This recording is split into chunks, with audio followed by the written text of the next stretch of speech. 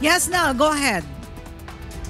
Yes, ay naposibleng ang sa susunod na taon ay masimulan na malaki ang konstruksyon ng mga silid-aralan. Ayon kay Department of Education Secretary Sani Angara, kung agad na maaprobahan ng National Economic and Development Authority o NEDA Investment Coordination Committee ang panukala, ay agad na maipatutupad dito sa taon 2026. Binigyan din ng kalihim ang pangangailangan na maaprobahan na ang proyekto kung saan tinatarget na makapagtayo ng 105,000 na mga bagong classroom.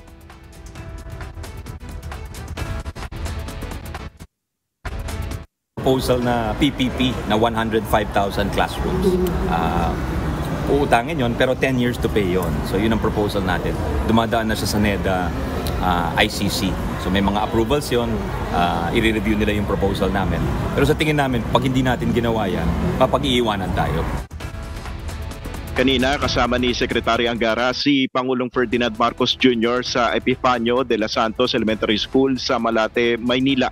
Nais ni PBBM na makita ang sitwasyon sa mga eskwelahan. Nagkaroon din ng pagkakataon ng Pangulo na magturo sa mga estudyante.